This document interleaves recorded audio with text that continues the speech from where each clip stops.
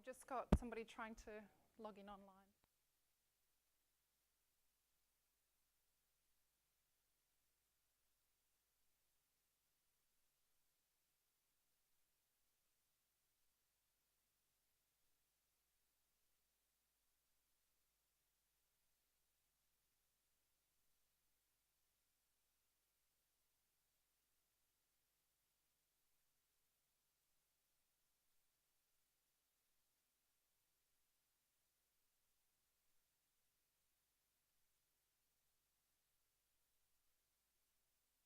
Couple more people lost in Southbank as well, but I might just get started.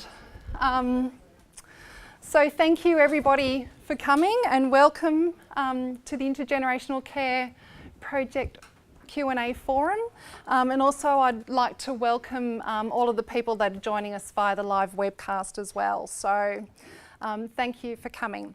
I'm Xanthi Golenko and I'm the project manager for the Intergenerational Care Project, which is a research project investigating and evaluating intergenerational learning programs in Australia. So tonight we're going to be hearing a lot about our research project, but as well, of course, about intergenerational care and learning programs from our panellists, who I'd like to introduce to you. So we have Dr. Katrina Radford from Griffith University. Katrina is leading our workforce component of the project. We have Professor Annika Fitzgerald, and Annika is also from Griffith University and leading the program evaluation. We have Nerina Vecchio. Welcome, come in. How do you feel? Dr. Nerina Vecchio from Griffith University is leading the economic evaluation component of the project. We'd also like to welcome Judy McCrow. Dr. Judy McCrow is an industry partner from Churches of Christ, Queensland. We have Diane Holman-Taylor, who's also one of our industry partners from Wesley Mission, Queensland. And I'd also like to welcome Glenys. Unfortunately, John couldn't be with us this evening, but Glenys kindly stepped in. And both Glenys and John have been they've been wonderful working with us and as our consumer representatives and advising us on intergenerational care from a consumer perspective. So as you can see, while the Intergenerational Care Project is based at Griffith Business School on the Gold Coast, our project is really a collaboration between researchers and academics from different universities, as well as a range of industry partners and consumer representatives from both the aged care and childcare sectors. So that's why it's really important for us to engage with all of our stakeholders and invite all of you to join in the conversation. So we'll start off this evening by hearing from each of our panellists, and then we'll take questions from the audience and also from people that are joining us online.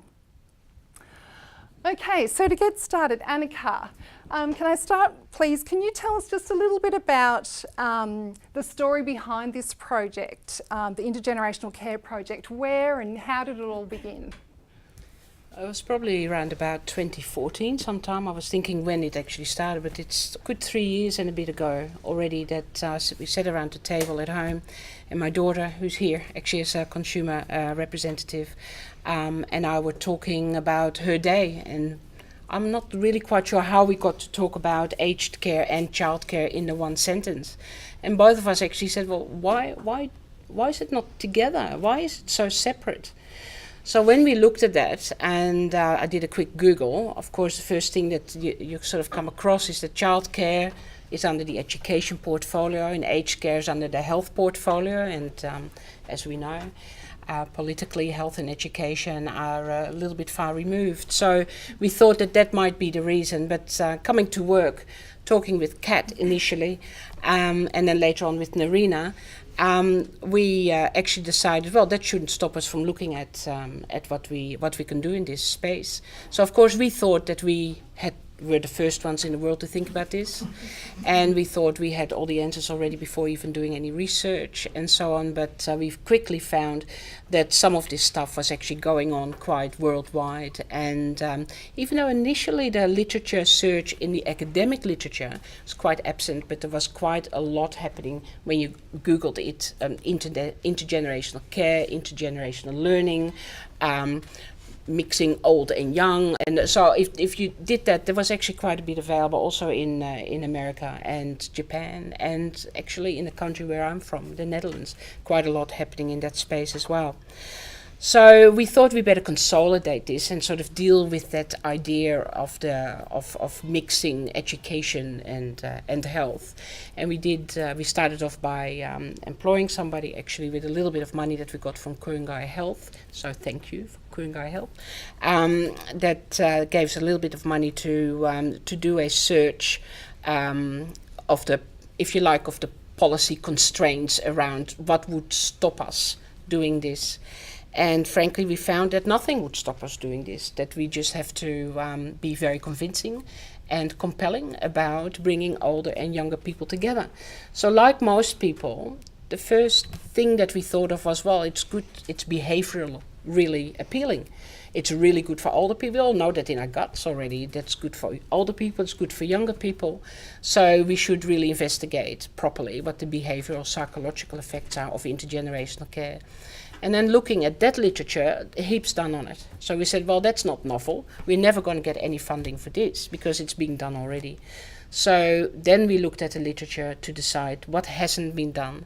And the things that we found, what have not been done, is quite a lot. But one of the ones, of course, in Katrina's background is in HR. And we know that nothing really has been done around a workforce that could look after children, as well as older people, and Katrina will talk about the detail later on. And the other thing that we were talking about with Narina was that there are really no socioeconomic measures available to see what the impact could be on things like quality of life and other socioeconomic impact factors that Narina will talk about a little bit later on as well.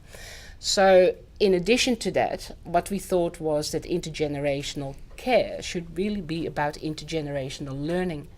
And what we knew is that there's actually not really an age-appropriate pedagogy or eldergogy or a combination thereof. And we really don't know how older people retain and memorize and do that in depth. And we don't know what effects children could have upon that. So that is sort of the third arm. So there's three arms we're looking at: the socioeconomic arm, the HR, creating a new career arm, as well as the educational, developing an eldergogy arm. Great. So, Katrina, can you just build on what Annika was saying and just tell us a little bit about the workforce sort of side of this project? Yep. So part of what we know about the childcare sector and what we know about the aged care sector is that both sectors have this retention and turnover challenge. And anecdotally, what we find is that there's a lot of workers that start in the childcare sector, realise at a certain age that they're probably beyond that sector and but they're caring for the parents, so they flip over to the aged care sector. And a lot of what we find when we start talking to some of the workers is that they actually have both qualifications at the moment, but there's not one career model that allows them to flip quite easily. So one of the things that we started to do was actually work with the Department of Education and Training on the Gold Coast to create potentially a certificate for intergenerational care that would allow people to flip. And that's hopefully one of the side outcomes of this project as we go forward. And we're still working with that on that. So that should create a new career. And that's really exciting because at the moment we know absolutely nothing about what attracts people to childcare and what attracts people to aged care. There are a couple of grants at the moment going on about the childcare attraction, which is fantastic news. From the aged care perspective, not so much. We don't know much.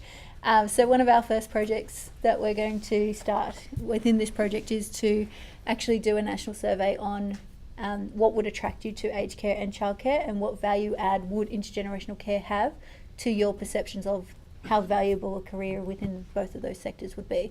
with the intention of that hopefully sustaining a longer term workforce as a result.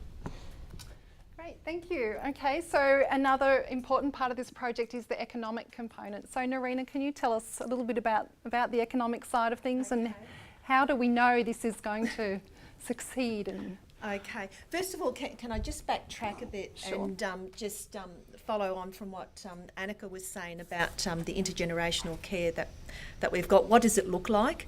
And what we're doing here, that we've got a number of key attributes to the program we're actually looking at. First of all, it's respite day care. So it's embedded in the community rather than more in the residential side.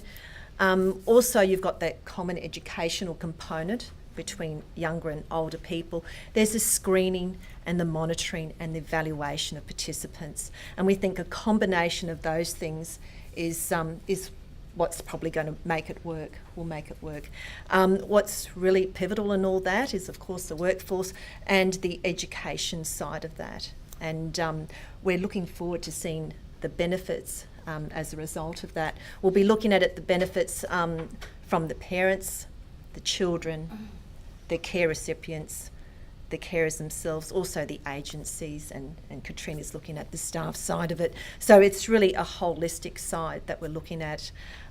We expect to see more of the personal impacts rather than the social impacts because of the shorter time frame. But we hope in the future to actually roll this out a longer time frame and be able to actually look at those social impacts, which we believe will be quite significant.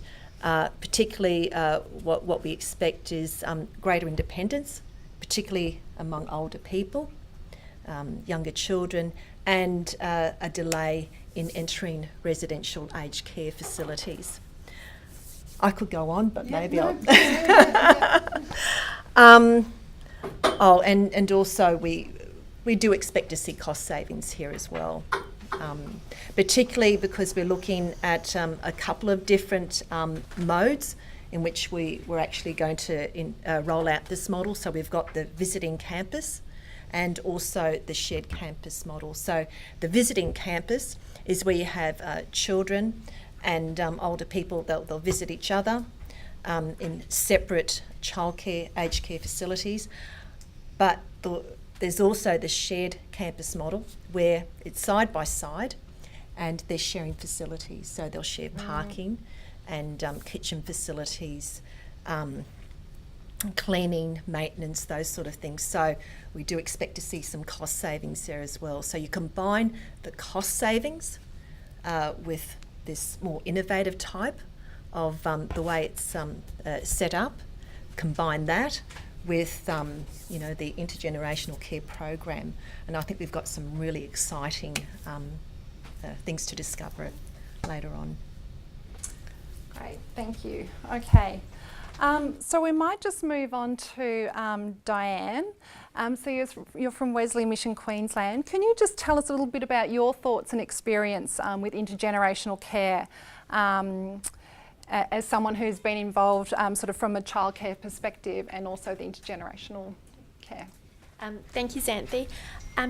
Within Wesley Mission Queensland, we a number of years ago had the concept of bringing a childcare service into what predominantly was always known as an aged care and independent living campus. So we have had the rich opportunity over the last number of years to create an opportunity that's a combination of what Narina has been talking around, some shared costs, but also visiting.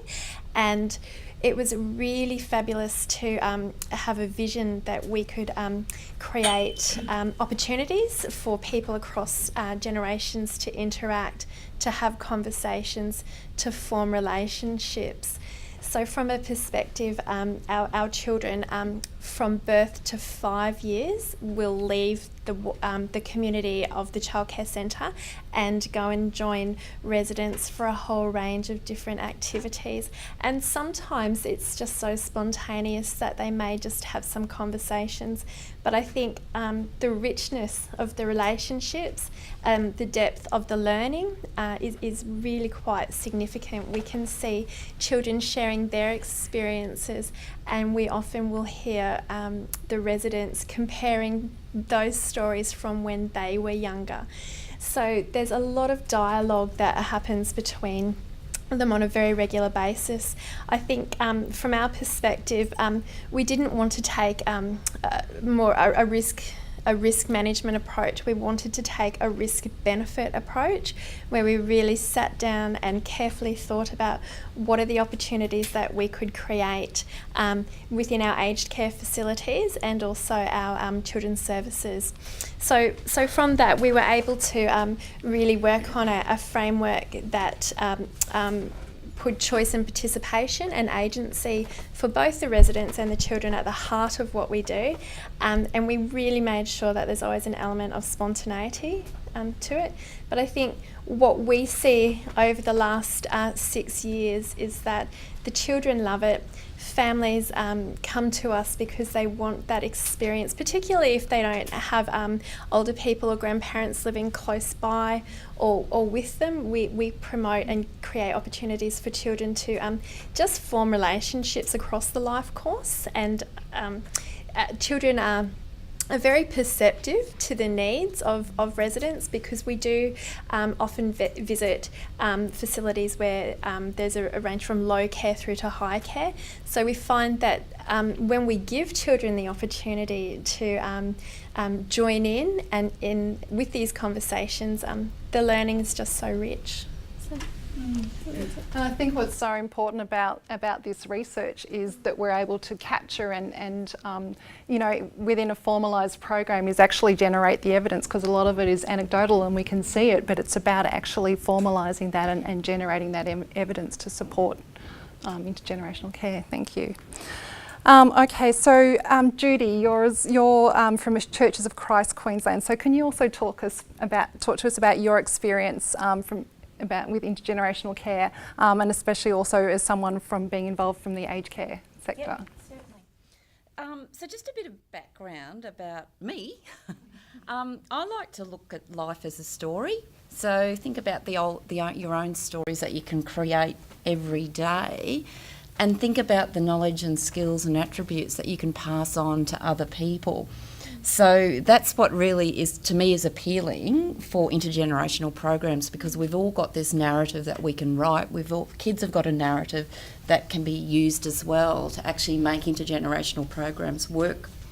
So from an industry perspective, I think the programs are mutually beneficial. So for children, they can be exposed to traditions and wisdom. So for example, at one of our rural sites, we have Aboriginal elders come in, and Aboriginal older people from the aged care came in and sit round and have stories, as well as the children from the childcare centre. They all come round and have the Aboriginal elder stories reflected together.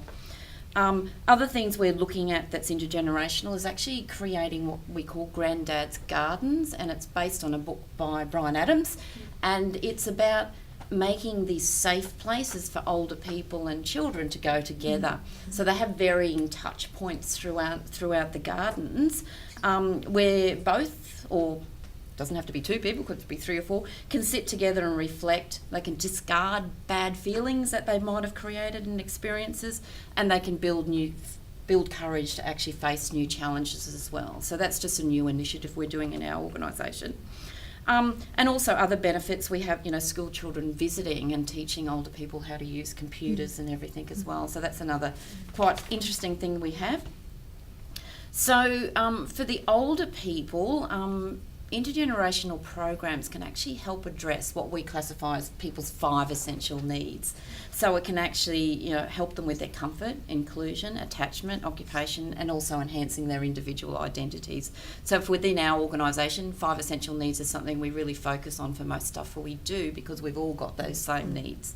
So intergenerational programs can create opportunities for the older people to be physically, mentally, and socially active. It provides older people with purposeful roles, which helps enhance their identities, and we've talked about some of those roles previously. So for our ageing population, intergeneration programs that we have a lot of appeal, and new ones coming out have a great appeal for our organisation. We think the older people have the ability to be great teachers, definitely, for the younger children through their lifelong learning and experiences. But children can also provide enjoyment, unconditional love and activities for the older people. And for aged care organisations, intergenerational programs help create communities, and that's what our organisation is about, is actually about creating communities, and not just standalone communities. It's actually about building communities within communities. So people and children are resource rich, so we can use those resources. And for aged care providers, it doesn't, to me, I think it should be a relatively easy and cheap concept for any aged care provider to put in. And it's about, what our organisational missions are and what the needs are of our population. But and the resources that are available. So if we are resource-rich aged care provider, and I don't know if there are many of them around, you might put more money into it, but do we need that money? I think the resources are in the people, not actually the materials. So historically, care of infants, children, adolescents and older people is quite separate, isn't it? And we've talked about that and we've seen that. However, all generations have so much to offer each other. Intergeneration programs can actually break down some of these barriers, I think, and especially with the what you guys are doing, because we're actually putting them together to learn off each other.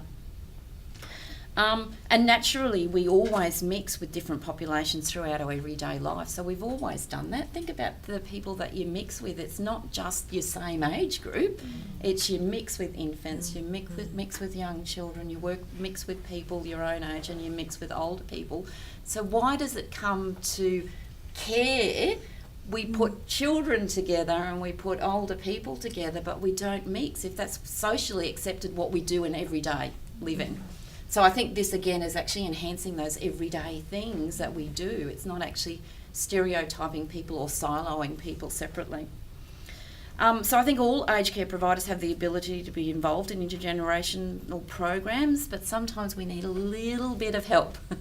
We do. We just need, especially with our university partners, we need that help to help conceptualise some of those ideas we've got and put them into action and help us plan and implement the activities. And we know, especially in aged care, a lot of it is focused on physical care, and that's shown by the way we get our funding. ACFI funding is on a whole is about physical care. So sometimes that emotional and social things get a little bit forgotten. So we need guys like you just to prompt us, intergenerational stuff to work. So other things that we're looking at besides Granddad's Garden, so we actually had one of our research meetings yesterday, and we're looking at, we have a large child youth and family department, and we've also got our seniors and supported living department, but very rarely do we get together. So at our meeting yesterday, they were talking about, the youths that are in the disadvantaged youths, and a lot of them had low literacy and numeracy skills. So what can we do to actually get them within our older population? So is it just bringing them together? How cool would it be to have someone sitting with you talking about World War II and their experiences, talking about what it was like to grow up in this generation? Like, that's a history class in itself. So I've passed my history exam now. So to me, that educational component would be really, it just happens. It's something we don't have to focus on. You have to do this amount of study on whatever this is. So I think things like that are really important for intergenerational programs. So other benefits to aged care providers would be providers of choice, I think. The general population would find an aged care organisation that has such programs more appealing. And I think when there's children around, it gives you a different vibe than even people ourselves. If we were all together, there's a different vibe but, you know, we've got one baby here. Imagine if there's a few more here. You know, what sort of vibe does that give us? And, you know, so we've got people coming in wanting to put mum and dad into aged care, whether it's respite or whether it's in residential aged care, and they've got this vibe when they walk in. This feels like a great place to put my mum and dad. Listen to that noise. So it'll be really appealing, I think, for aged care providers, because, you know, the marketability would be really, really increased. Thank you. Great, thank you for that. I was just thinking while you were speaking that it's just the way, you know, I guess society is heading, is there's a lot more people sort of living in isolation, and we don't have as much probably interaction with sort of grandparents, or grandparents the opportunity to interact with grandchildren, living geographically dispersed and that. So I think having these sort of programs, fill that need. So great, thank you. Also, we might want to talk a little bit about the educational program as well. We haven't sort of touched on that, but we might talk about that a little bit later. But firstly, Glenys, would you like to sort of build on what Judy was saying and talk a little bit about your background and your perspective on all of this and how you became involved? I'd like to firstly just endorse everything that everyone has said. You know, like every time I kept thinking, I was going to say that. And there's so many great ideas. And I suppose I come from a completely different perspective. And firstly, John, he puts in his apology. He woke up and he wasn't well this morning, and he really wanted to be here. He feels so passionate about this whole research project, as do I. He comes from an educational background. He was an administrator in primary schools himself, and I worked as an early childhood teacher for both of us for many, many, many years. John has a diagnosis of younger onset dementia, so therefore that adds another whole perspective to the intergenerational project, and from that perspective it's great to sort of acknowledge that a couple of things. It's really important to both John and I that both of us continue to live in our own community, in our own home, for as long as we possibly can. And to do that, we have to have some good support and some good services available to us.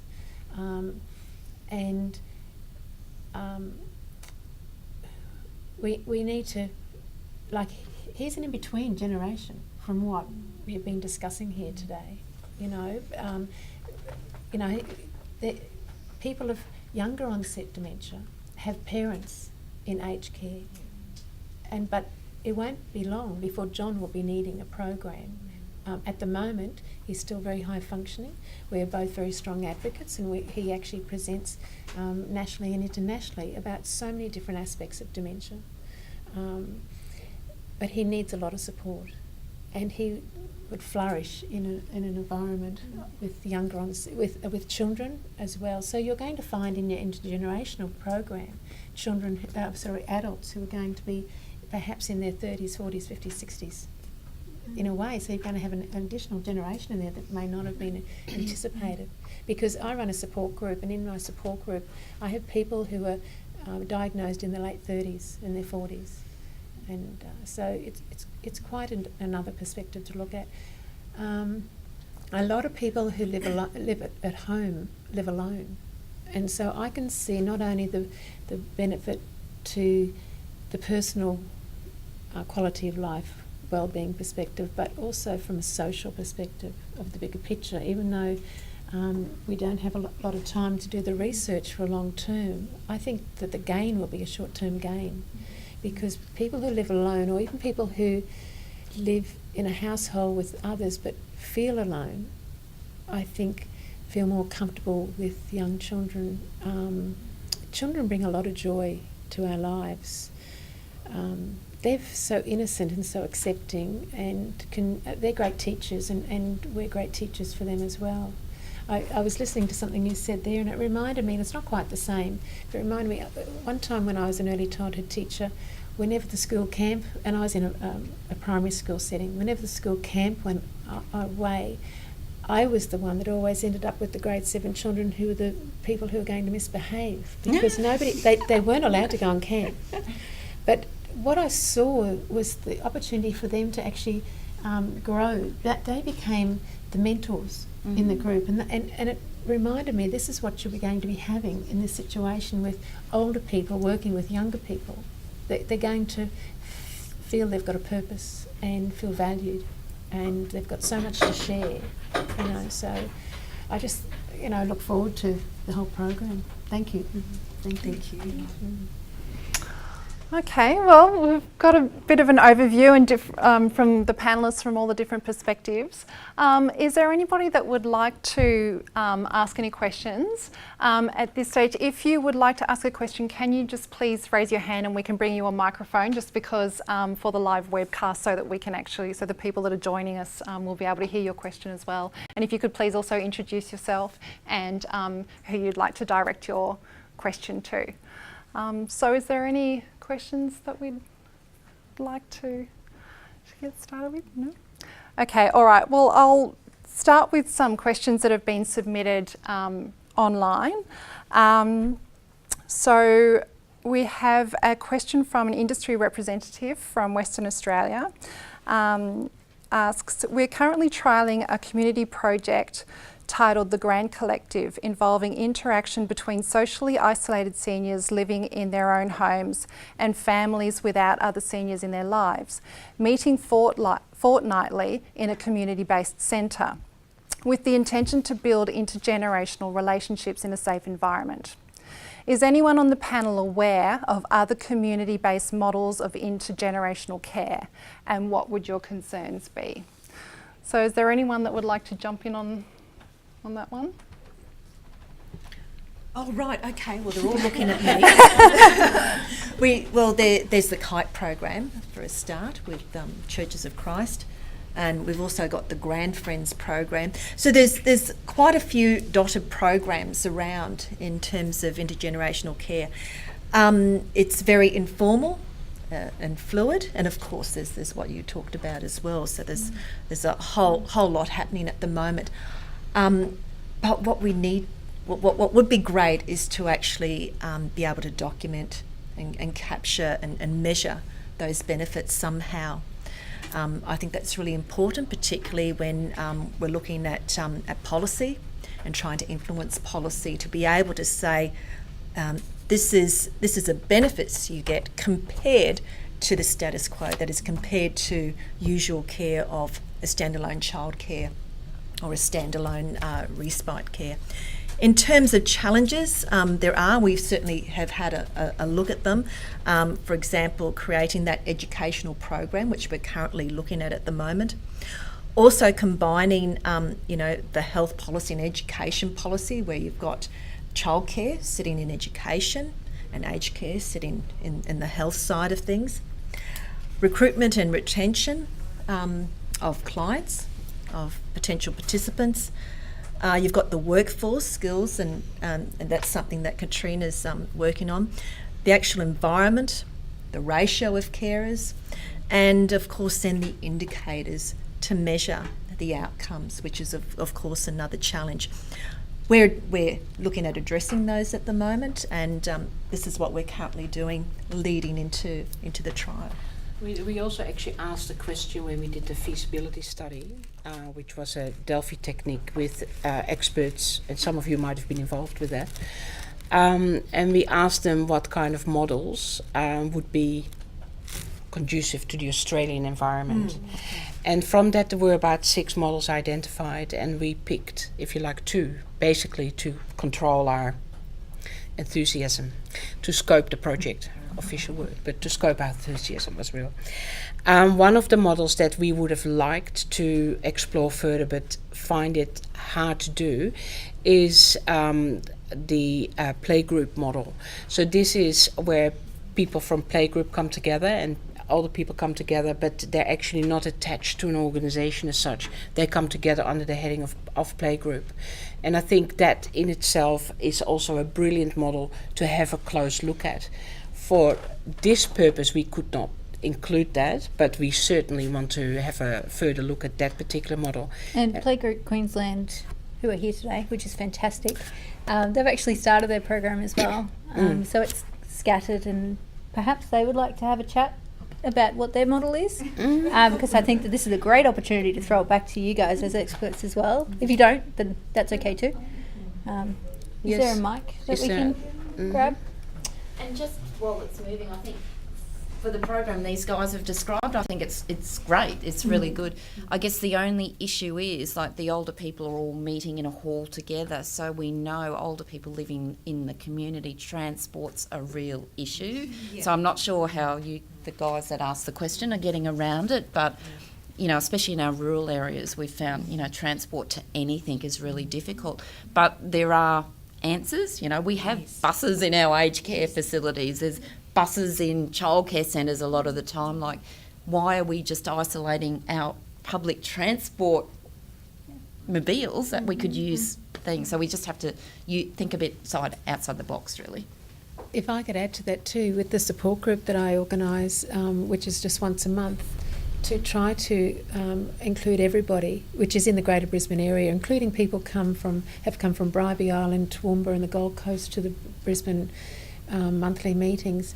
And it may not be feasible, but we actually try to go north, south, east and west a couple of times a year, because a lot of people with as they get older, and younger people as well, they lose their licences for various health reasons.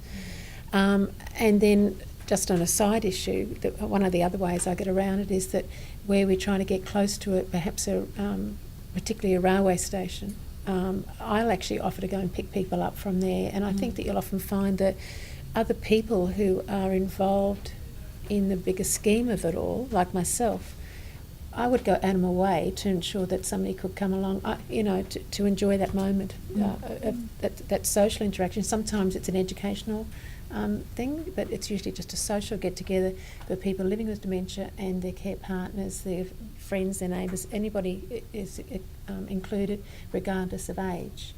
And so I think you find that quite often people will go out of their way to ensure that someone else can get there if they can't drive. But that may be a possibility to get around to a different location a couple of times. You know, if you've got 2 or 3 locations, that might be another possibility. Yeah. So my name is Penny. I'm from Playgroup Queensland, along with my colleagues here. My position is Community Programs Manager. So I've just stepped into this role, so it's quite a big bucket, but I guess my contribution, to the intergenerational model that we sort of are working through to roll out next year. I guess what happened was in my previous role, I was supporting community playgroups across the state. So I would go and visit and say hello and that kind of thing, and share information and answer questions and bring ideas back to the office and so forth. And my manager said, "Penny, how do you feel about spending some time in an aged care facility?" And I sort of looked at her and was very puzzled. And then she said, "How about this? A playgroup in an aged care facility." And what had happened was the diversional therapist had a great passion for bringing the 2 age groups together particularly. And so we met together and we went through all the things, and I had to sort of adapt things quickly and as I could find things to sort of make the information available, the things that we needed to prepare the parents, the families for, but also from the other perspective. So they were going into an aged care facility, so, not to get involved in some of the things that the residents, in their financial matters and things like that. That was really good input from the diversional therapist's perspective, because it wasn't about that. It was about meeting together, interacting and building relationships and so forth. And so I guess I had the pleasure of nurturing them, if you like, for a term, and I was quite hesitant, actually. I didn't know how this is going to work, because you have all the different practicalities of people of different heights. How does someone that's this high interact with someone that's in a roller bed, all things like that. But it was amazing to see the families just come up with their own strategy, and the aid and the residents as well. And so it didn't matter that some of the children, they can't speak because they're not at that stage of their development. But by the same token, some of the residents couldn't speak either because of their dementia or whatever. And so that was also interesting to watch this unspoken language sort of take place, and the strategies that they used and they sort of put in place themselves. And so just the beautiful stories, the beautiful relationships that are formed. I went back just yesterday to visit, and they're quite a diverse group in terms of everybody. So there's family. There's a dad that comes with his twin boys. There's a grandma that brings her little grandson, and so I guess it's wide ranging in that regard as well. And there's lots of residents that won't go out on a Tuesday because it's playgroup day. And by the same token, the families move everything off their calendar to make sure that they're there for playgroup. And that was very different when we first started. It was like, oh, I'll come if I can. But now it's such an important thing for them, and they're drawn by the relationships and the interaction that's there. So it's very exciting, and it's actually stolen my heart. but yeah, I'm very interested. We actually appeared in the same ABC story, and so it would be good to have a chat a bit more formally at some point. That's great. Thanks. Thank you. And can I just pick up on that? I think that program's fantastic, and I think that everything we do around Australia at the moment, particularly in the last 12 months, it's really gained a lot of momentum, which is fantastic. One of the things that we've dropped a couple of words, and it's all been similar language, which is fantastic, is this idea of a purposeful program that underpins it. So what we find in Europe, in US, in Asian cultures, and in the UK is that intergenerational care programs have existed for a long time. But what's not very clear until very recently is that purposeful program and education behind that. So our education lead, Dr. Jennifer Cartmel, is actually creating with her team as well. And when we say, so for example, I'm the workforce lead, we have a whole team behind me. It's not just me. Some of us are in the room, which is fantastic. So with Jennifer as well, she's going to create a pedagogy and a curriculum that maps across the childcare and the aged care sector that actually provides purposeful activities for both generations. And that's really important because childcare does education fantastically, right? It's such an education-based industry. When you get to aged care, you all of a sudden lose value as soon as you retire. And there's this assumption that people don't want to learn as they get older, which is completely incorrect. So what we want to do is actually throw that on its head as well, and actually contribute a program that is evidence-based, that you guys as industry can actually use going forward. And coming from the business perspective, I am going to say my favourite word. It's all about creating future sustainability of these programs so you guys can use everything we create for the benefit of society, because that's what we're all here for, right? And the other thing I'd like to pick up is part of that feasibility study was we asked the question of why you would not want to participate in the program, which is a really important question to ask and one that not many people ask, right? There's this assumption that we have intergenerational care. Of course, it's fantastic. Everyone loves kids. Not everyone loves kids. That's a good thing. Keep them away. But ultimately, the fear factor of having relationships, building relationships with older people, come down to I have to face my mortality and I have to face other people's mortality.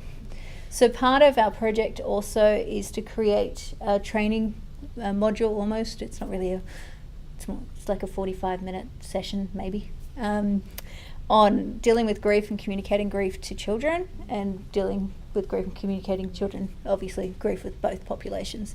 And that's really important because what we're finding is that people know absolutely nothing about the realities of people with a diagnosis of dementia.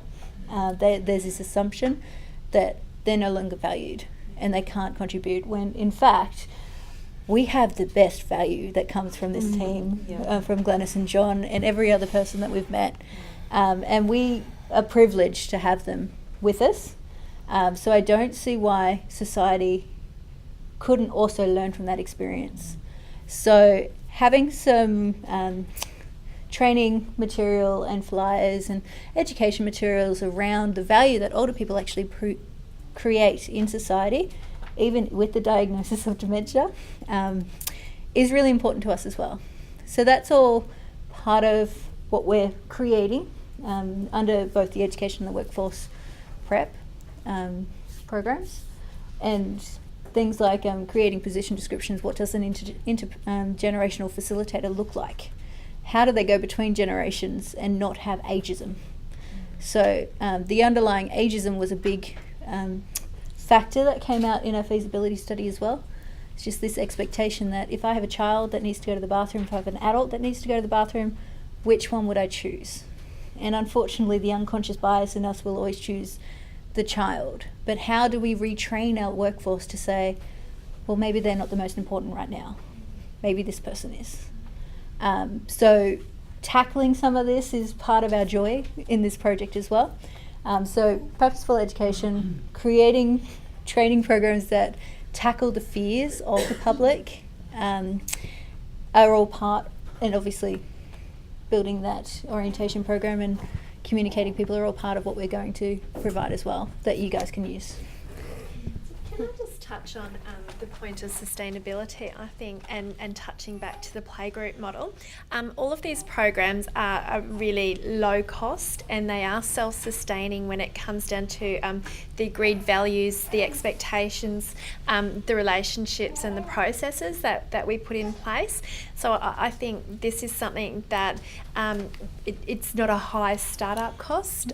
So I think, you know, it can be part of every community, every childcare service, every aged care community. Yeah. And this is why it's so important that we've diversified.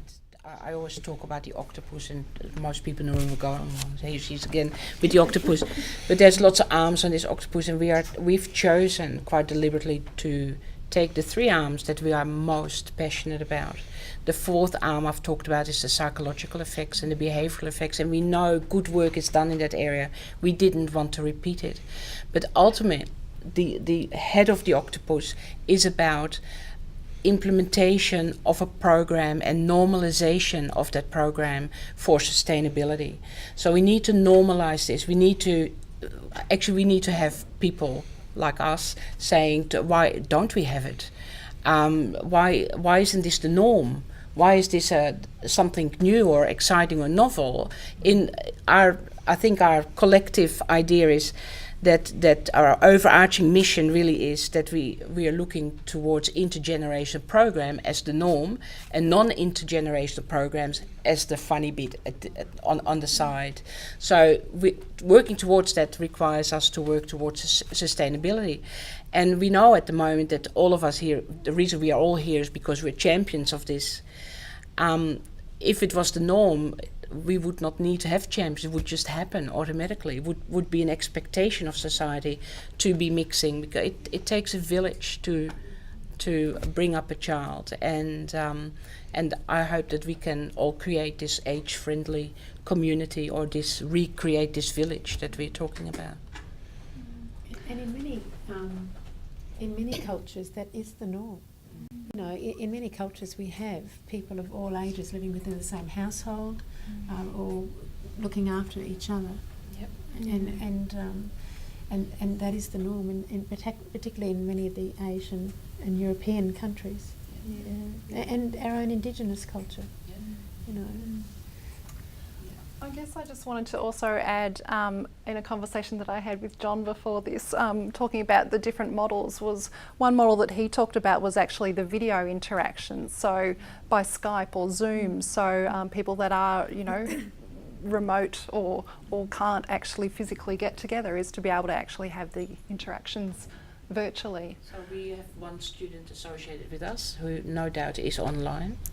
You know who you are, Graham. And he is doing exactly that. So he's looking at school-age children, 8, 9, 10 years old, depending on, you know, what the best group, and people in residential aged care facilities or other that interact with each other via Skype, and just seeing what the learning and effects of that are. And so his pilot study is brilliant. It's really interesting to hear him talk about that. So that is one of the things we're doing. I was just thinking, Annika, we could actually have the people who are older teaching the younger people how to write a letter physically and put it into an envelope with a stamp on at the letterbox, so that when they have to vote in the future, they understand the whole concept as well. Yes. And even you were saying earlier on that you do so much typing, you've forgotten how to write. Yes. So there's so much learning from all perspectives, you know, and I think and John actually made a point in the phone call with Xanthi, and I was trying to find, and what was that formal and informal planned activities usually lead to informal and incidental learning. You know, so you can have your structured leading to a lot of unstructured learning that's really beneficial for both people, or both groups, all groups. Yeah. I was thinking about the letters. My eldest daughter's 26 and she went overseas 2 years ago. I actually had to have an envelope with my mother's address on it and a little square saying put stamp here for her to take with her, so she knew how to send a letter to her grandmother. Okay, can I? Is there a question? There's a question. Oh, sorry. Am I interrupting you? No, go. No, I was just going to ask actually if there was questions from the audience. So please, yeah. Thanks, everybody. It's lovely. I've been following your project, and it's lovely to hear all the stories from people who are involved in them. I suppose I've got a question that I'd be interested in hearing your points of view, because I think it would be very rare to find anybody who wasn't moved by that side of the, you know, there's no denying the benefits, I think, of bringing young people together with aged care. But I'm just thinking along the lines, I've had conversations with Katrina about this, about the parallels and the complexities in both fields, early childhood and aged care, especially when it comes to workforce. And I think you mentioned some things like recruitment and retention of staff, status, low pay, all of those things. And I'm wondering what you've found from your experience and from the research and where it's at now. From what I understand, the countries where it is successful are high welfare countries where the funding isn't an issue, but I'm surprised that there is resistance and that everybody isn't doing it. But I suspect that one of the barriers is the complexity of both fields and how it's just another thing that's hard. I mean, you've made it sound like it's very easy and there are no problems, so I'd love to hear some more about that. But I think that providers balk at the idea of how are we actually going to do this, and also in both fields there's for-profit and not-for-profit. There's all of those sort of issues that come into it too. So I'd be interested in any of your thoughts about that. Thanks. I might just jump in to start with that. I think one of the biggest things to consider is that whoever you choose to do it with, there needs to be some agreed expectations and values and some processes for how, because things will come up that you don't expect.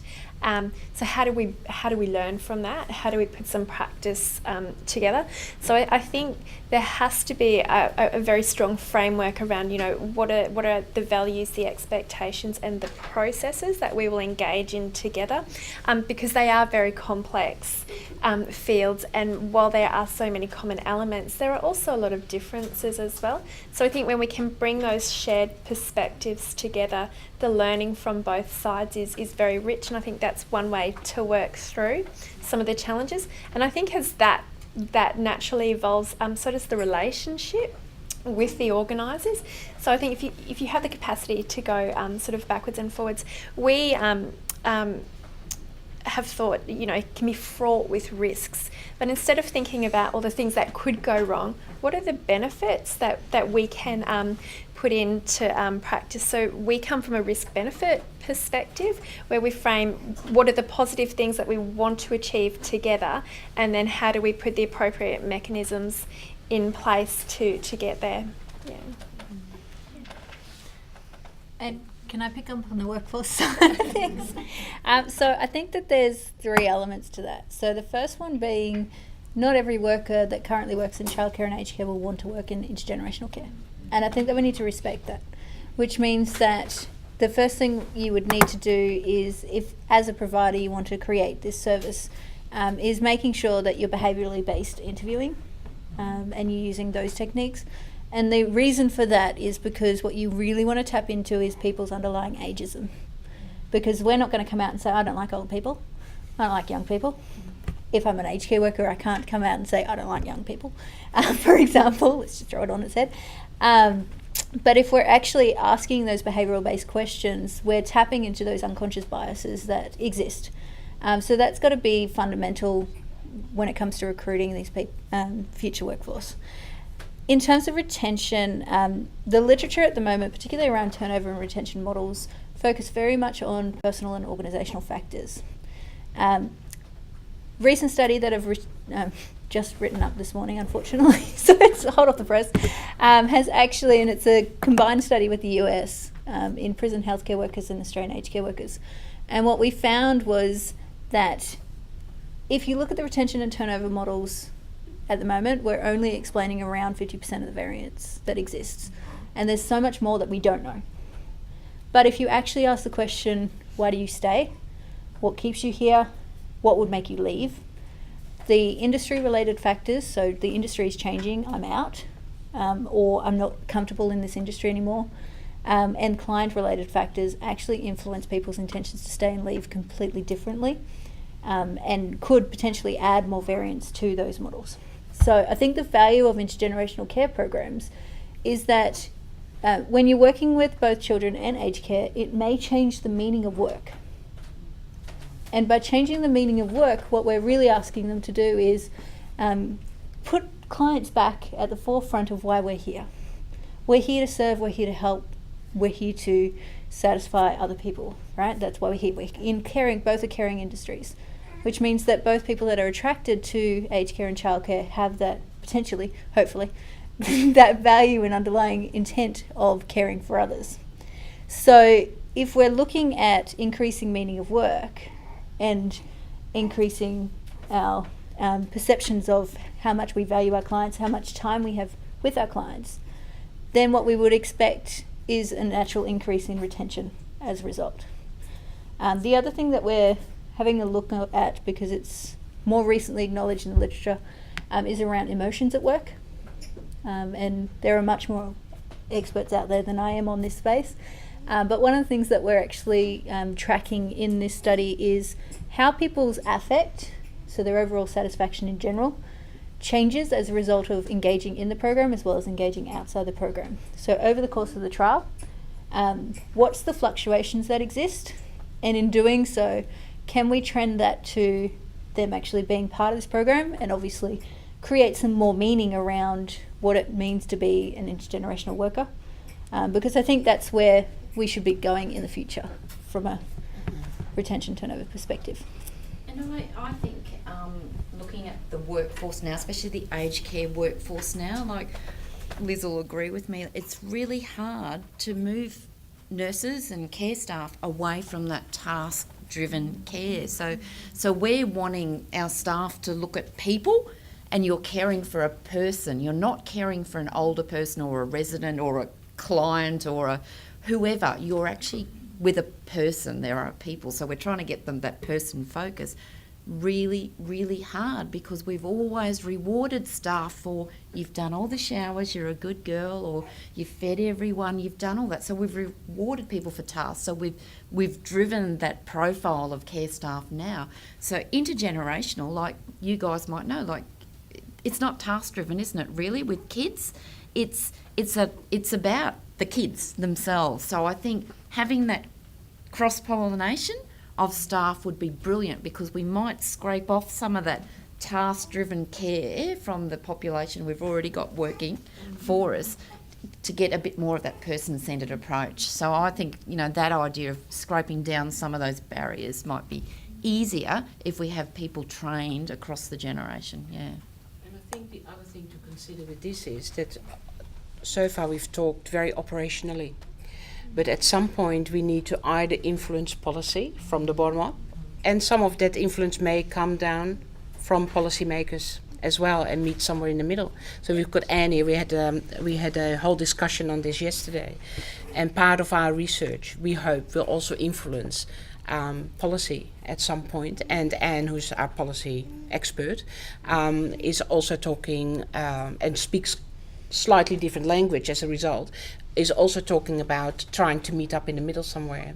So some of this, if we are normalizing this becomes the norm in Australia. We are going to look much further to Asian cultures and other some European local cultures that exist. It may very well be also driven by policy, and we don't know that yet. So some of the challenges that you're outlining may be highlighted or solved by involving policy, and the evidence that we are creating, because that's really what we do as researchers, is to be able to help industry make the point of we need this funding, it should be less task oriented, we need to look at how we can deal with the workforce, because these are the socio-economic benefits of it. Even in our relatively small project, we might not actually be able to show any socio-economic benefits, but what we will probably be able to show is that there's no socio-economic challenges. So in other words, we might not be able to say, well, from pre and post there was this huge increase, we hope so, but it might not be. But what we will most likely show is that there's not a decrease, and that in itself is also a finding. I didn't want to be a downer. Thinking, and I guess maybe from the business side of things. If I could add something as well too, though, and maybe it's not going to be applicable for the research project, but I'm looking in the longer term in a positive way. And I've got no research to back up my next statement, but I guess that the majority of people who volunteer in Australia come from the demographic groups of being older themselves, and they're usually working with older people, or they're working with younger people, or alternatively they're young parents who are working with their young children. So you may find that there's a very large volunteer workforce that because they, and we'll go back to, they enjoy working with the people.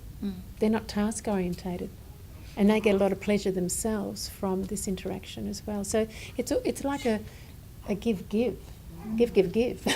because so many people could be involved. I can't see any of that being a taking situation, because that's what people who are volunteering usually tend to do. They're there to support, to give, to care for, and people who are older and younger, both those generations, that they enjoy they enjoy the interaction with another person and not being seen as the disease themselves, or as the room number.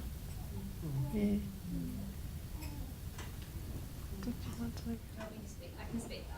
It's just for the stream. So I'll just remind everybody, if you're asking a question, can you please also introduce yourself and direct your question. My name's Sophie, and I'm a teacher at Brisbane School of Distance Education.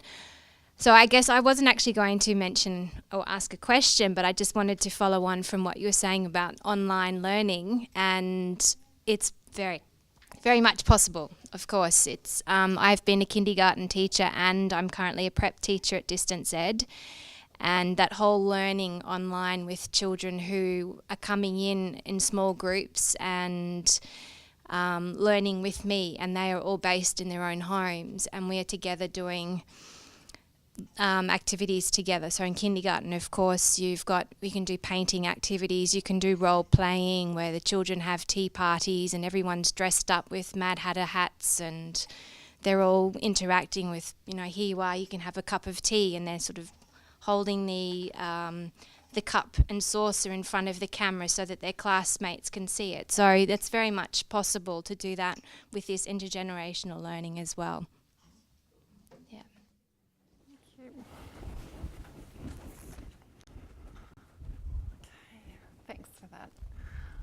Okay, is there anybody else that would like to make a comment or ask a question?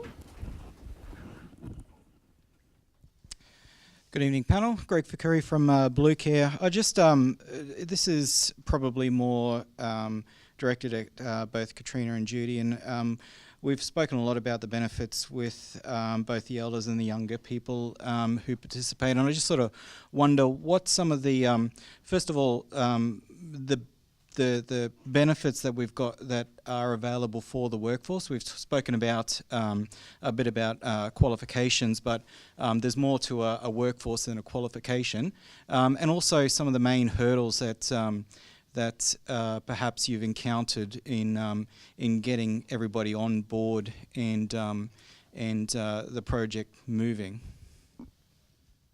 So I'll just start outside the project. So for staff, I really think there'll be an increase in staff satisfaction because, and again, I go back to our 5 essential needs. So part of every person's need is to actually have an identity, and I find sometimes aged care workers lose that identity at work because it's driven by the nurses.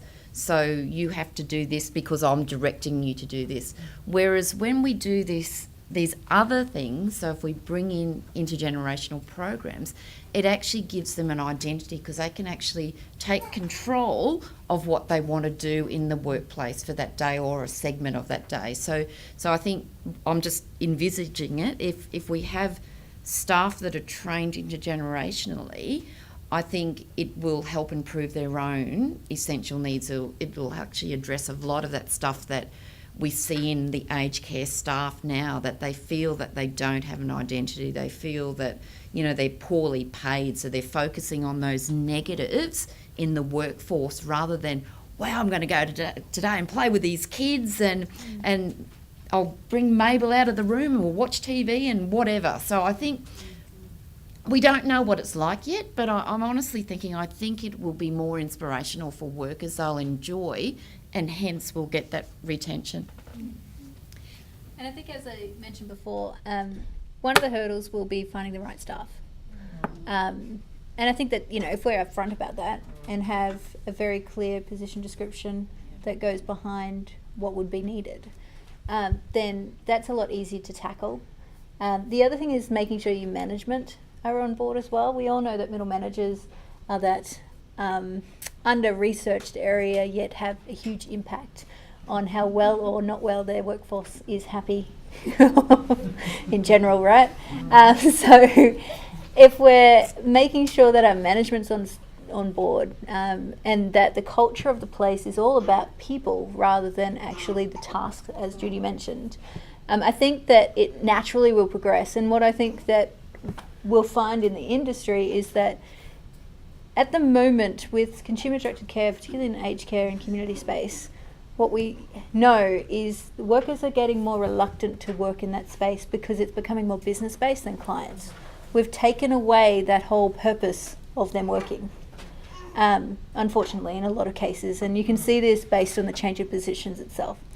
So I think that this model would actually attract all those people that were disenchanted by the aged care sector and bring them back to the sector purely because it's client-driven, it's people-driven, and we're now asking them for a broader scope, which means that, yes, it's probably a little bit more work, but it won't feel like work. It'll feel more joyous to be at work every day.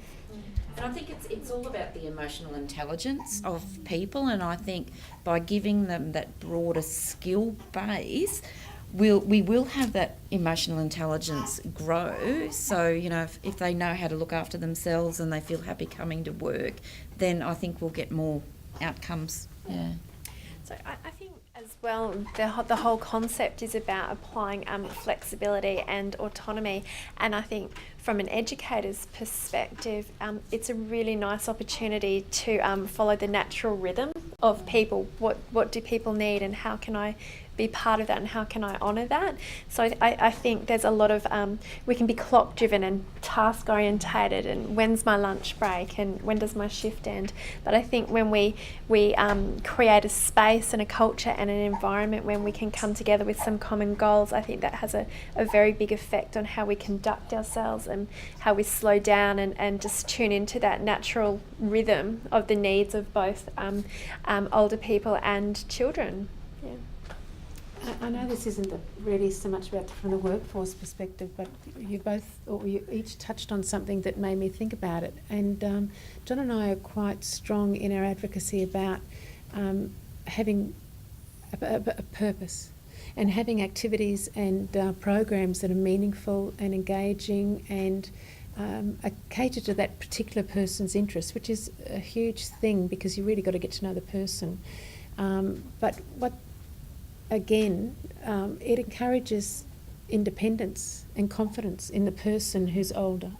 You know, I don't know how you can put a value on that the fact that somebody feels confident to do something that they may have lost that confidence about because you can actually love someone so much that you actually disable them. Yep.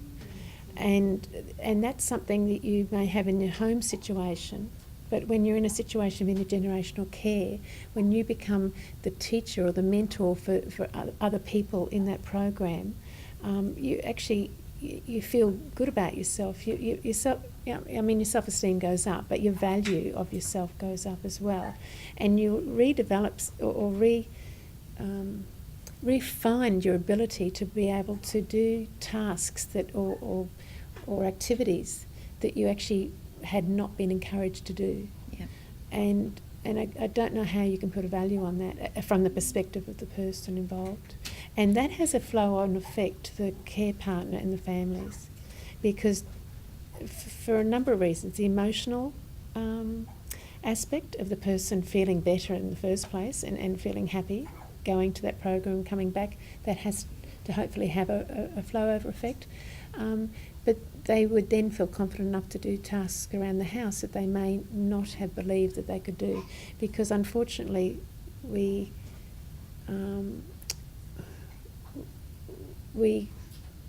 take away the ability for so many older people or people who, particularly in the case of with dementia, who've got to learn. People with dementia at diagnosis are not encouraged to have any hope. Regardless of your age, you can be 30, 40, 50, 60s and told to go home and get your will and enduring power of attorney in place. And I know people who've in their late 40s been told to get into respite one day a week so as you can get used to it. So they need to have hope from that beginning stage. And I think that you'll find that the personal benefit to those involved. And I'm not just only speaking about dementia because it's in, I think, the ageism that Katrina is talking about and how we believe people who are older can function or can't. There's a huge personal benefit to that. Yeah. I think that's essential to the program, and is purposeful, because intergenerational learning is about purposeful learning. So the word purpose is really important, but it's not a very well understood concept. So somebody actually who for another project you were involved with, we were asking about what do you think is purpose, and the answer was what gets me up out of bed in the morning. And that's a huge purpose. If we can have a handful of people that say, I'm getting out of bed because it's my turn to read to the children today, then I think we are doing a terrific thing. I think just going back to what Glenys is saying as well, again, talking with John before, is the importance of that not sort of carryover effect onto the carers. And again, that's another important part of our project as well, is we are actually looking at the carers, so the parents, all the primary carers of the children and the aged care recipients as well. So we're really bringing in that holistic approach from all the different perspectives. So it's really important. I'll just go to a question that's come in online, and Katrina, you might would like to answer this one. It's about the workforce. So the question is, has there been dialogue with the various training providers and or schools and to TAFE organisations? The answer is yes. in the sense that we're still beginning these dialogues, particularly around that Certificate 4 of Intergenerational Care Learning. Department of Education and Training is very keen to create a career path that's formalised, that RTOs and other training organisations can actually present and use, and of course implement. There is some initial work going, but hopefully by the end of this project we'll have it.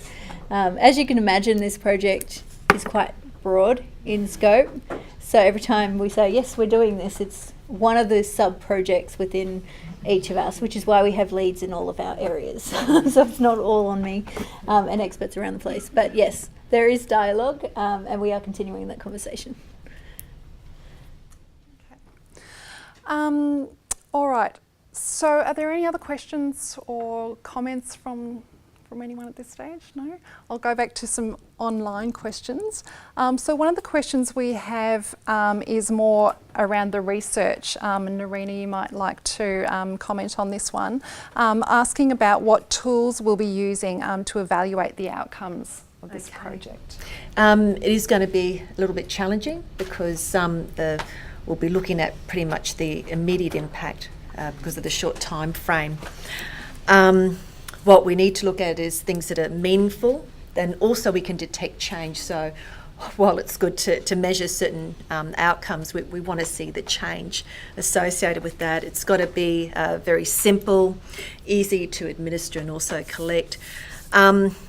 So we'll be looking at things to start off with, like our willingness to pay, just to see the demand that's out there, preference for this kind of service. Satisfaction, experience. We'd also like to have a look at the cognitive side of things, carer stress, looking at the Leuven wellbeing and involvement scale. So a whole lot of different measures, but again, and as you mentioned just before, Xanthi, because we're looking at it holistically from the perspective of the parent and child, the carer, care recipient, and also the agency. So there's quite a number of things that we're looking at, and we hope to capture some kind of change there. And of course then we've got the costs associated with that as well. So we've got the fixed, variable and the setup costs. So we'll look at that aspect as well, staffing costs and basically the incremental changes there in running a program compared to the status quo. So it's all happening. Yeah, so we have a very strong quantitative component, yeah. Obviously, but we also have a very strong qualitative component. Yes, so we've got that nice balance. Annika, did you want to talk a little bit about Yes, so we are intending to actually do a video ethnography. So we're going to take still and as well as a live video of the interactions between people, really with the focus of answering the question around engagement.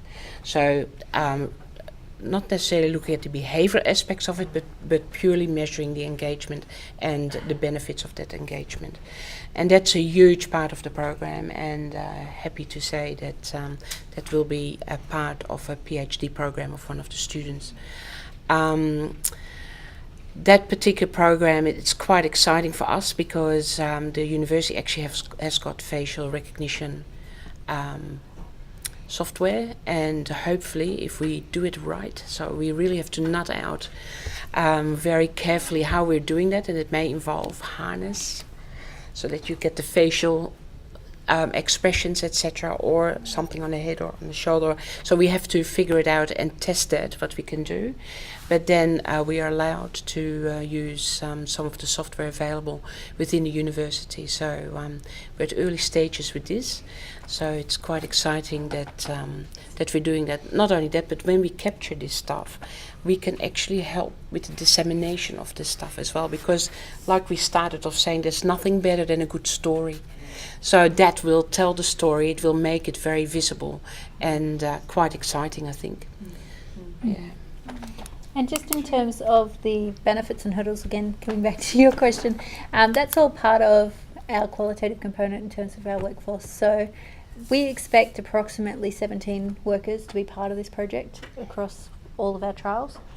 So it's not a large sample so obviously we can't do quantitative research, but actually delving deeper into that sense of meaning, the idea of how people perceive their careers both before they participate and after they participate, and that sense of hope and the psychological capital.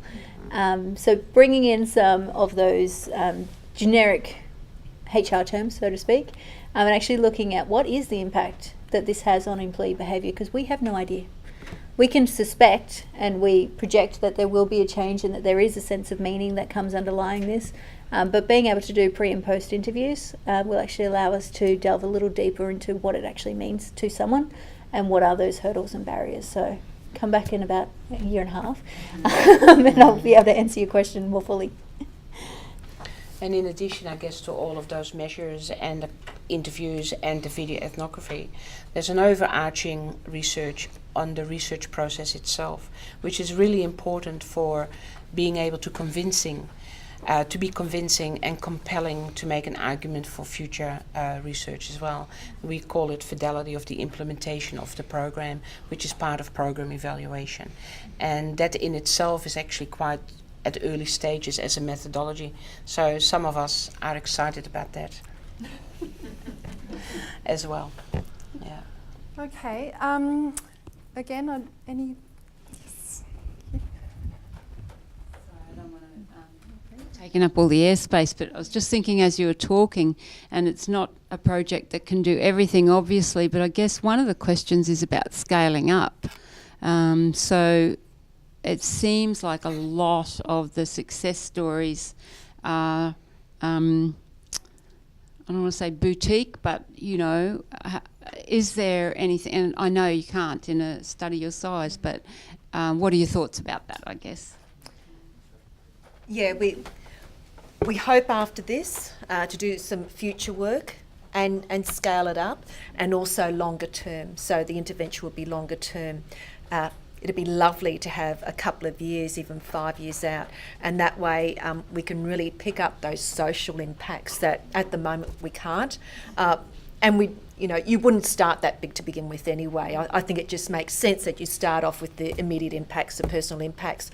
But in the future research, we would like to see a greater intervention over a couple of years and look at that social impact, particularly, as I mentioned before, looking at, well, what is the impact in terms of the independence for older people to remain in the home for longer rather than entering residential aged care facilities, and also children as well in terms of their socialisation, their behavioural aspects, and maybe that there has been research that has linked it to criminal behaviour, I suppose, juvenile delinquency. Yeah. So there's that aspect as well. But that'd be great to be able to do that. And I think, this project in itself has an end date, which is June 2019, which is when the funding ends. But this is just part of a project under the broader program of intergenerational care that we run, which is one of our key proponents of any research that we do is to make sure it goes beyond our project. So working with our industry partners very closely to keep it going, and working with others, and having a website. So we've all got we have a website, and which I'm sure that you've all seen. But if not, it's on the front page of your brochure.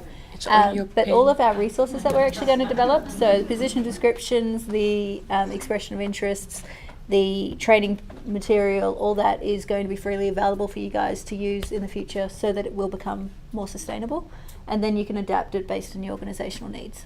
And I think that's important because, like you said before, there's not-for-profits, there's public, there's privates, and how this happens and how it funds has to be driven by you. It can't be driven by the research. We can provide the evidence that it works, and this is how it will impact your workforce and education and economic sustainability in our program evaluation. But if you guys don't champion it, then it doesn't work, which is why we're privileged to also have some fantastic organisations that we're working with. And I think we'll still have the staff that participate in this project in 5 years when you want to do more longitudinal evaluations. Right. Because they want to stay. They won't want to go and work anywhere else. So I'll just go to another question that's come in online, which is more probably directed towards our industry partners. So the question, or the comment, the weak link in a lot of wellbeing programs for seniors is often aged care facilities. How can ideas of intergenerational care be integrated into existing aged care facilities, particularly those caring for people with dementia? Often these places are not well integrated into the broader or surrounding community. So from our organisational perspective, we're actually trying to remove that stigma. So removing the word dementia, removing the word cardiac disease, removing the word, so we're actually looking at people. So our refurbishments and rebuild are actually about building a community of people together. So we're actually really looking intently at not cohorting people with dementia together, because we know they do better in a broader population. So some of our sites already are actually opening up those doors, so people actually can mix with everyone, because they are all people. Just because they've got a diagnosis of dementia doesn't really mean anything. They're a person that we can still interact with. So industry-wise, and I think it's about the upper management as well. What's your strategic plan? Where do you want to be in 10 years' time? Making sure your new builds can cater for intergenerational programs. So, having child-appropriate furniture as well as appropriate furniture for older people. So it's about planning now for what you want to have in 10 years. So having that vision as part of your strategic plan. I think to add to that, as people, as generations get older, they're going to expect those type of design elements in residential age, or in communities like that.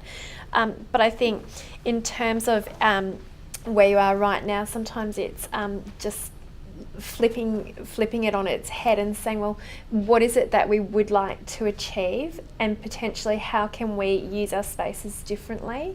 What are some of the things that we can do together?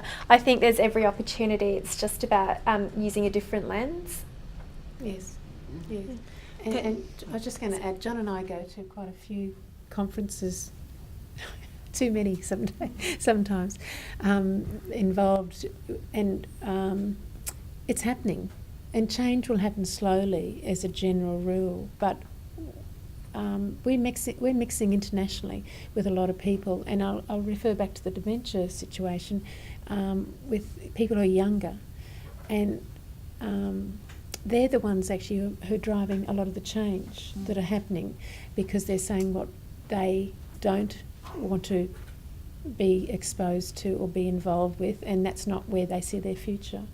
But it's not only from the people who are, and very sadly, people who are younger are going into aged care facilities, and that's another mission that I will go on another day about the word aged and facility in that sentence.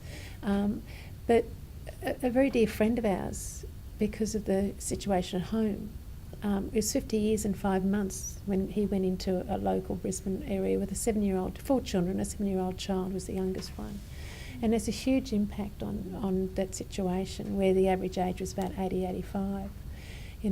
But from going to the conferences that we've been going to, we're mixing with a lot of people in America, and Al Power and a lot of other people who are talking about different models of care, and even here in Brisbane, not in Brisbane, in Australia, it's happening because people are demanding the changes. There will be a cost factor to it all, but I can see that in the future that there will be an expectation that there won't be the secure units for people with dementia. That their needs will be addressed better, because it'll be demanded, because they're people first, and they'll be looking at a lot of aspects of it.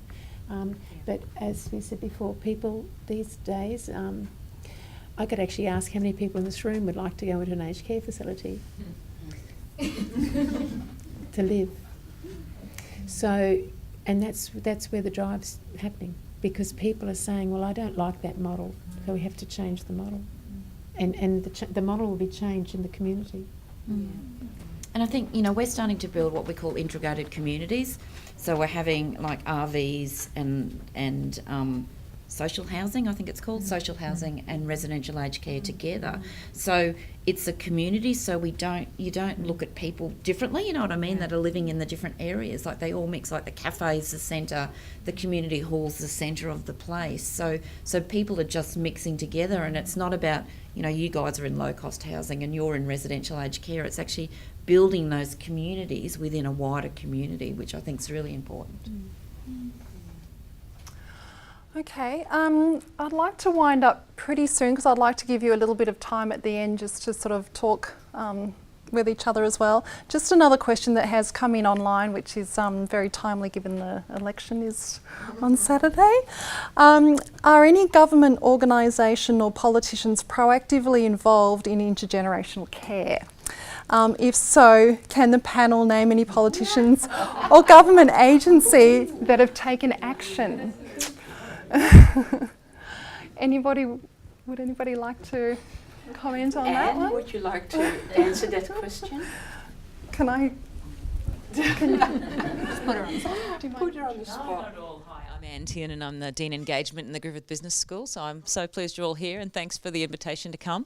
I'm not aware of any specific work that's going on this campaign has been very policy light, I think we could say, without fear of contradiction. But I do know that new and different models of more holistic, I guess, approaches to community services are under live discussion at Commonwealth and state levels. I think the challenge is the how to do it. And I was thinking with your question about, the unintended intersection of different systems that are, primarily funded by the Commonwealth and quality assured by the Commonwealth versus things that are quality assured by the state. I think there's a debate around inclusive growth that you're starting to hear politicians talk about. We're starting to hear, Keating was out last week talking about these kinds of things, aged care, and other education and other services as the opportunity for reform that's been about, that's really been missing for such a long time. So I think in funny ways they'll come to it, but I don't see a coherent identification of this. But I think there'd be receptivity to it in that broader context of current models we have aren't working, and that the demography is changing and people are going to, consumer-directed care will need to shift. Do they know how to do it? No, which is, I think, the opportunity that's available to you. So, I do hear little smidgens of it, but it's going to need people to mobilise and make an informed argument. So I think your storytelling, I think the industry collaboration is very helpful. Yeah. I do think it's going to be driven by industry because they're seeing the demand, they're seeing that people want alternatives out there where it meets their needs, because at the moment it is very much a one-size-fits-all, and particularly in cases of dementia and other conditions. What the New Zealand government has been doing, and I don't know how familiar people are with it, but they've really changed their budget process and they've changed a lot of their investments to think about the return on investment from different policy strategies. They're appropriating money for programs much more horizontally, certainly under the Key and English governments, and I don't see any evidence that the New Zealand government will change that. I think Australian governments have been very interested in how to do it, but haven't been able to kind of overcome the deep entrenched interests that surround our funding programs. I think they're tempted. I think I will just go to a final question that's coming online, which is very much along this topic. Again, it's about how committed the Australian government is in intergenerational care, but also compared to other countries, are we leading or are we following other countries? So I think, Katrina, did you want to talk about that? Yeah, so when we compare what we're doing with countries like Europe, UK, America, and Asian countries, what we're finding is that we're probably well behind the times in creating the programs and making it work because they have established models. But one of the things that they don't have, and one of the things that has been recently highlighted to us by them actually, is that they don't actually have a funding model that underpins it. They have absolutely no idea, other than research grants and government funding, how they can fund it, which is what they're looking to us for. So I think that's a fantastic opportunity for Australia to put themselves forward as one of the leading places in the world that considers the business context and how we position that within our current policy framework. So we've got one of our previous projects was to look at the demand, and we found that people, well, it was about 65% of the population in general out of 1,400 surveys. Did I get that right? I'll pass it on to Narina because Narina led that bit. Yeah, well, so basically parents were more likely that they had a preference for intergenerational care. What was also really interesting, though, was that it was adult carers that were willing to pay and pay a little bit more for it. And kind of that highlights that there probably is a gap in the market. Anyway, I'll hand it back to you. And I think that that's really important because, you know, coming from a business school, we think in economic terms, we think in policy terms a little bit differently, whereas the research and the activities that have happened in this space globally have been all about the behavioural and social aspects, which is why we've left that in a box, because we know that it works. So, yeah, I think that we are leading in the business case perspective, and there's a lot of cross-learning that can happen between countries. Okay, well, I think we might wind things up there. Can you please join me in thanking our panellists?